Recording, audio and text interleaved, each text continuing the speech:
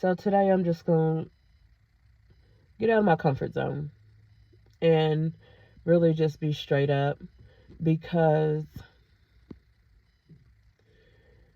there is a generation of mothers that are hurting,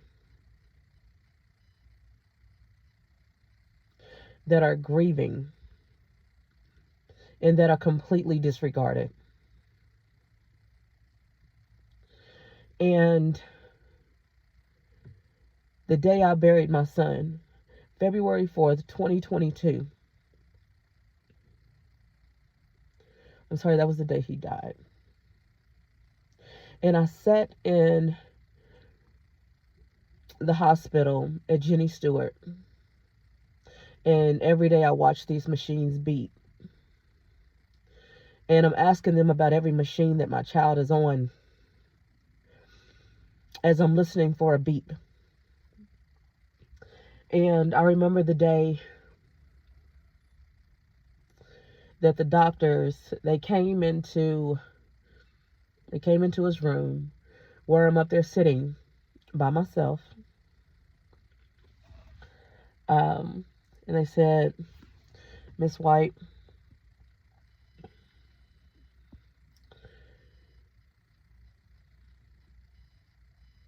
he has no brain function." So I sit there, and just because of past history and knowledge, I was just like, that can't be what you're saying to me. So what else can be done? Because he's 19 years old. And so, well, Miss White, we we've done all we can, but if by any chance he's to wake up, he won't know who you are. He will be completely brain dead and a vegetable that lays here until one day he stops breathing. And I sat there and I looked at my child. He's laying in a bed. His whole body seasoned. He's not woke. And minute after minute, hour after hour, I sat there. And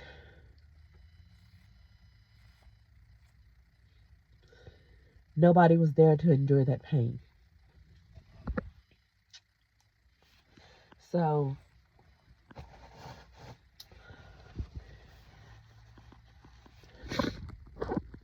after receiving this news, his grandma on his dad's side, she finally shows up to the hospital. And I got to break this news to her.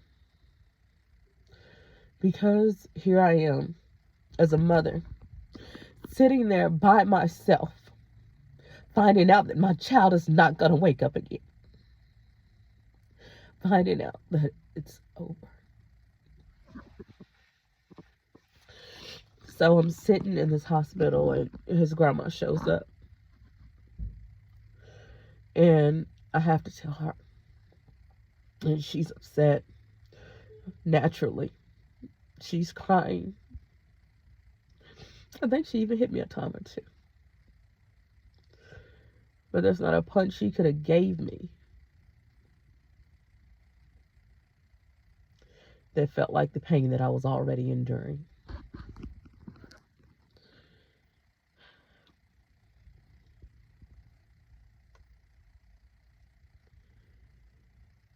And the pain is too much for her. She leaves. And I'm sitting there. I'm still by myself.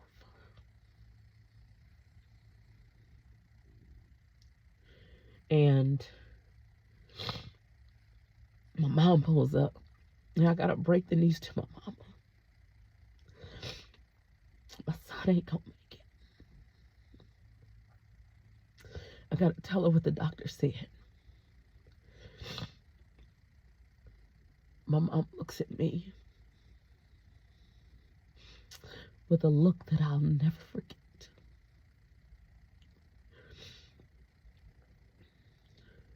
And she drives off.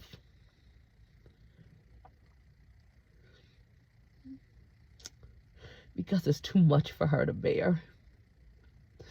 It's too much for her to hear. But yet I'm sitting there. Here I am again. By myself.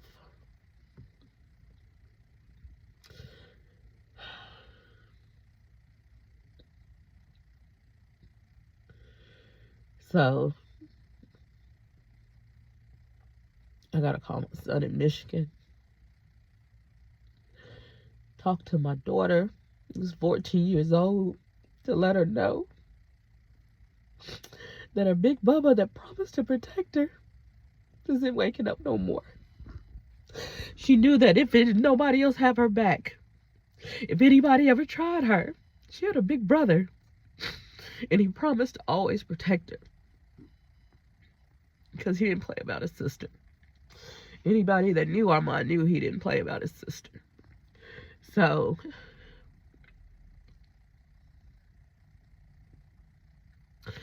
this is a mother's grief.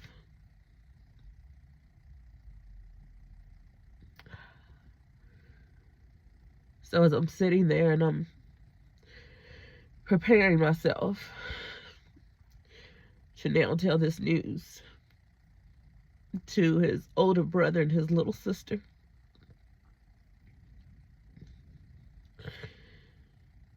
and the ones that I know love him most,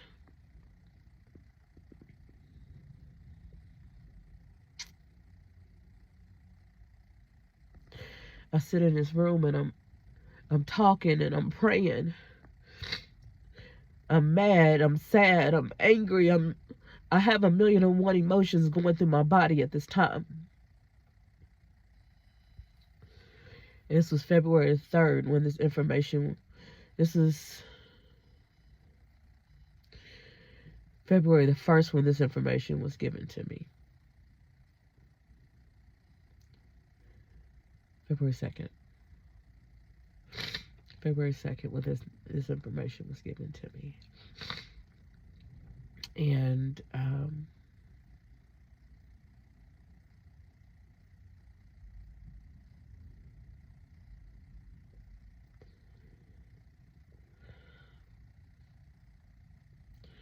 this is when decisions have to be made. And when you're a single mother, every one of these decisions fall on you. So I'm in the hospital, and as I'm talking to the doctors and everything, I have to make decisions. And I decided that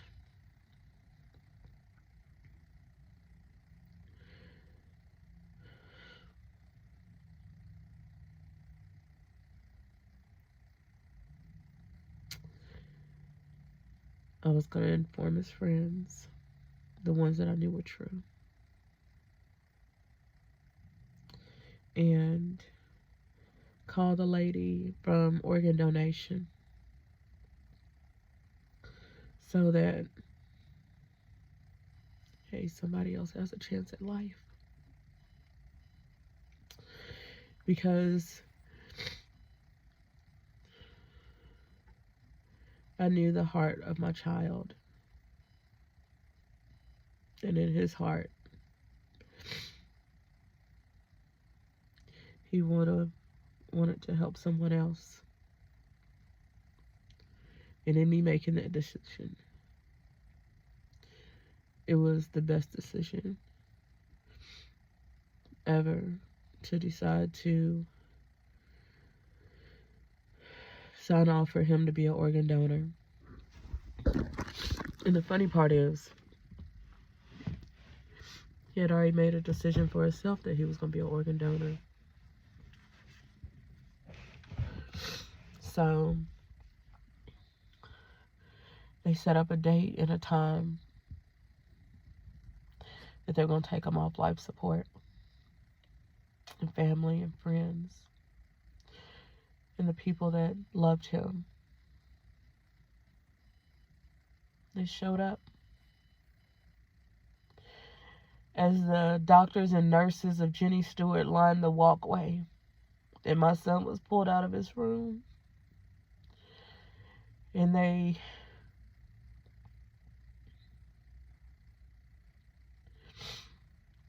wheeled him out and prepared him for surgery. So, as they're preparing him for surgery, I just want to take this time to say something about organ donation. I know some people have very mixed feelings about it. And one thing I will say is, please know the facts. Because when it comes to organ donation, they're not doing anything to set anybody up, and they're not doing it for their own benefit. Because the thing is, it was just like when I was at Jenny Stewart, they told me that they hadn't had anybody do a full organ donation like Armand did that day in like 20 years. And a loved one has to pass within 90 minutes of being taken off life support in order to even be that full organ donor. And they have to naturally pass. So, as they took my son off the life support, 2 people could go to the back. And my strong and loving niece, Diana, she was like, Aunt Alicia, I gotta be with you. And she was right about that. She did. She had to be with me. And then my cousin Tay, I appreciate him. So he told me he was like he wanted to see him. And he wasn't ready. But I love him because he tried. He was like he couldn't stay in there. And I respect that so much because he tried. So as me and Diana and Tay were in this operating room, nurses and doctors, they surround the room. And they're on every corner. Like there's a room full of people. And Armand is the center. And he's laying there. So they have one hand, his left hand out, and his head, and these is the only places I can touch because he's been sterilized everywhere else. And within 3 minutes, I'm broken down, and I walk out. And Diana, she comes chasing after me. And I talk about how horrible of a mother I feel like I am because my son is dying. And I've prayed and I prayed. And I'm just at this point I'm praying. God, please do a miracle. I need you to wake him up or take him quick. Because at this point that's all I can pray. The doctors have already told me there's nothing more that they can do. So therefore it's in the hands of God. So I'm praying, God, wake him up or take him quick. Because in order for him to impact the lives even more of others, he needs to go quick. Because then his life can help save the life of someone else. So I'm sitting there. And me and Diana are able to enter back in after I'm able to get myself together. And my niece, she doesn't realize how much strength she gave me on that day. She prayed for me. She spoke to me. She spoke life into me at those very moments that I was so broken down. And the doctor from ICU, I will never forget his face. He wasn't on call. He wasn't on duty. He had nothing to do with organ donation. He was supposed to be on his way out the door. And he saw me broke down as I was waiting as I was waiting to go back into this operating room because I had to get myself together. And he saw me broken down. He said, "Miss White, I'll go in with you." It wasn't because he had to. It's because he chose to. He had nothing to do with the surgery and the operation or any of it. But I needed his presence. I've never had a doctor cry with me. But that man cried with me. He empathized with me. The bedside manner and the care of every single nurse and doctor and Jenny Stewart, I appreciate you. So these nurses and doctors, they're still in position as I'm outside getting myself together. So me and Diana, we go back in. And the numbers are dropping. And the numbers are beeping. And they're dropping and they're beeping. And it's dropping. And Diana, she leaves out.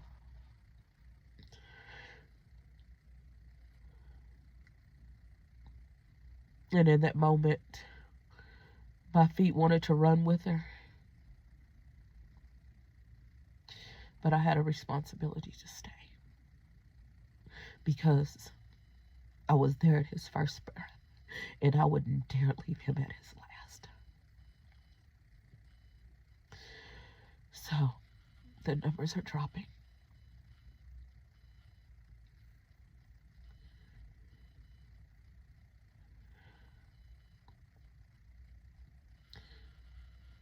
With every beep and every breath, I hear him grasp for air.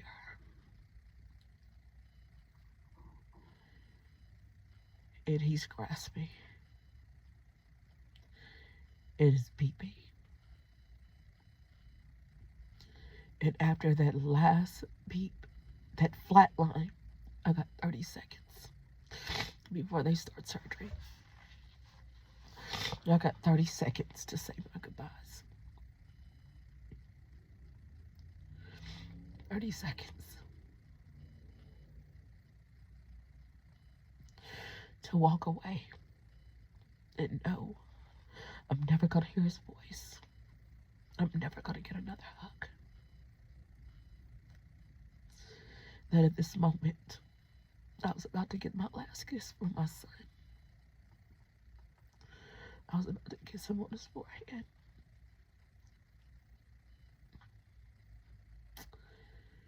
And walk out to my family. Who are sitting out there. My mind and my body is completely numb. And all I can walk out and say is, it's over.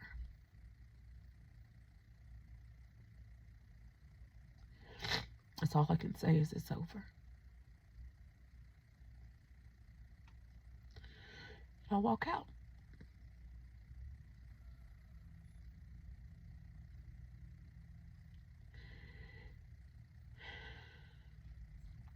Because now I have a funeral to plan.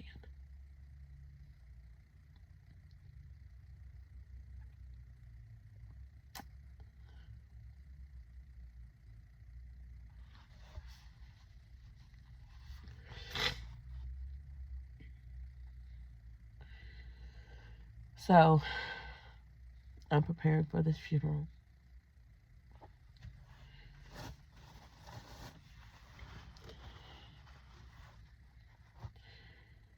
And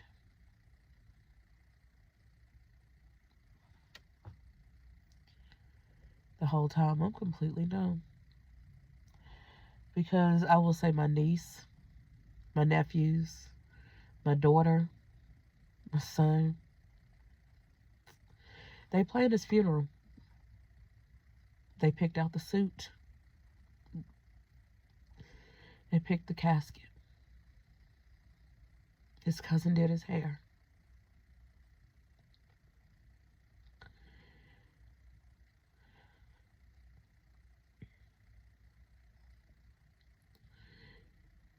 These young men and women, they stood so strong. And they showed how much they loved.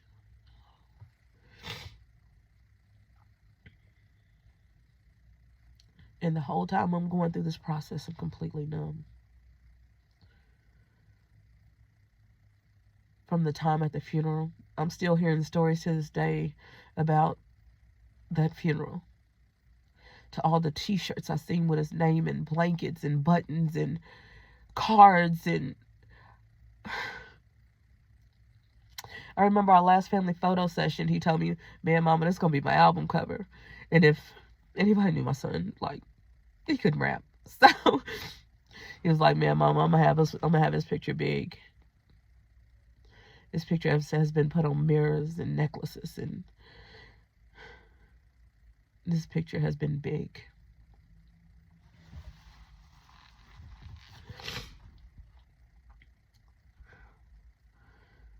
He didn't know, but I've struggled because never in a million years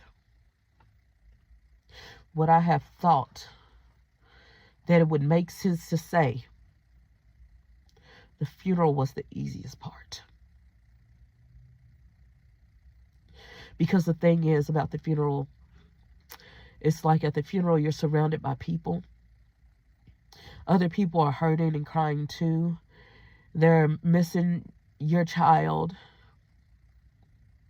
They're acknowledging your child and the impact that he had on their lives, the memories that he had with them.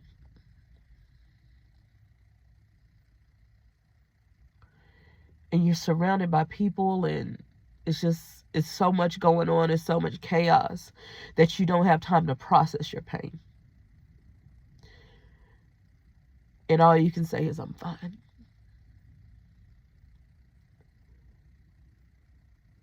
The pain of a grieving mother is a lot of things, but it's never going to be fine.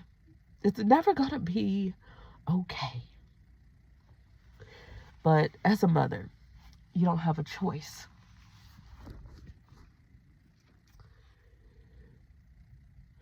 I still had a 14-year-old daughter. She needs me. I still have class assignments that need to be done. So I'm back in class not even 2 weeks after. I think I was in class a week after. Back at work 2 weeks after.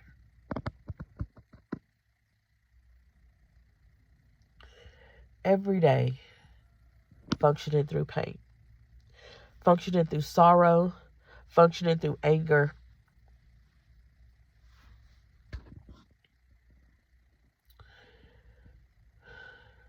Celebrating his life,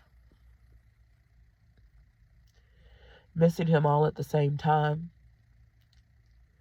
hoping that he had a child somewhere. So then I could feel like I still have a piece of him. So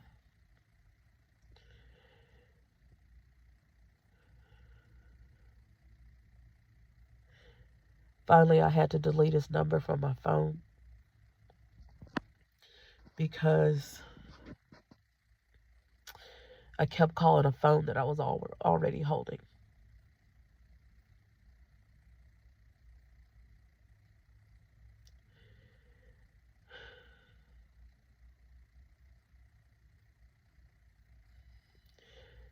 Smelling his bandana in order just to smell his scent.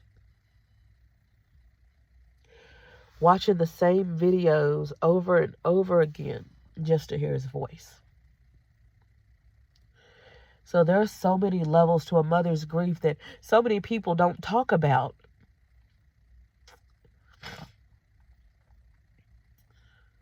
And I feel like that's not realized by children themselves out here. It's just like, you don't understand what you could possibly be doing to your parents, your mother,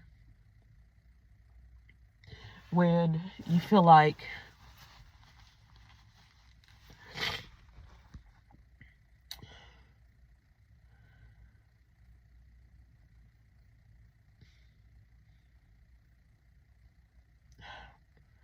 I don't know what y'all feel like. All I know, I feel like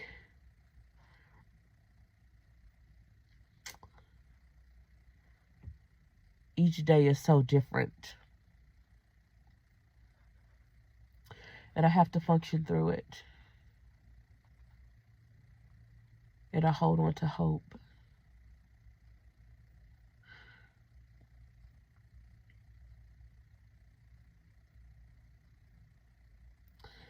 And I hold on to the reality that my son's not coming home. That he's not waking up. That he's never going to call my name again. That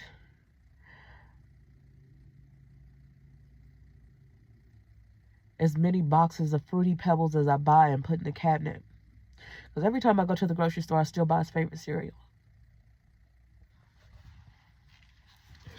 I go to the cemetery and I have a broom and a little shovel and stuff like that to clean up down there at the cemetery. And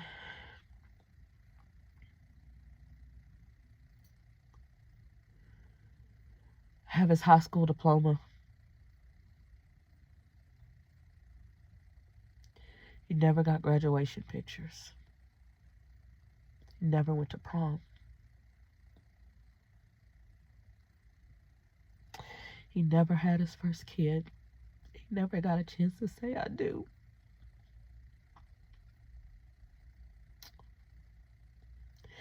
He endured a lot of pain.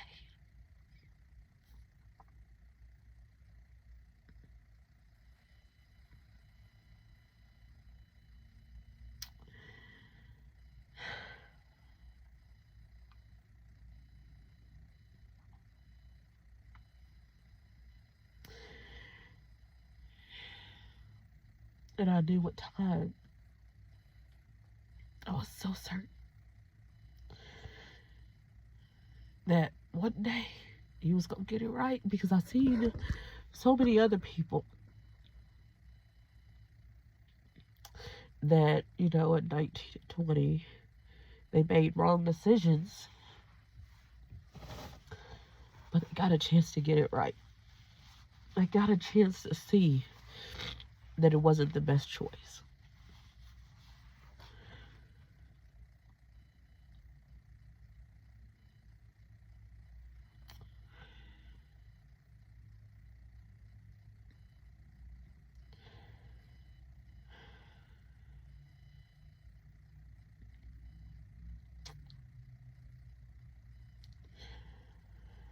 One thing I know for certain is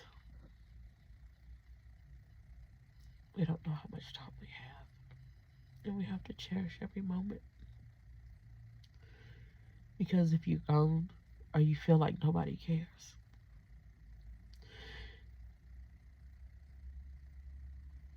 your mama cares. When you don't feel like you have friends, your mama cares. Your mama's there. Even when you feel like she's not.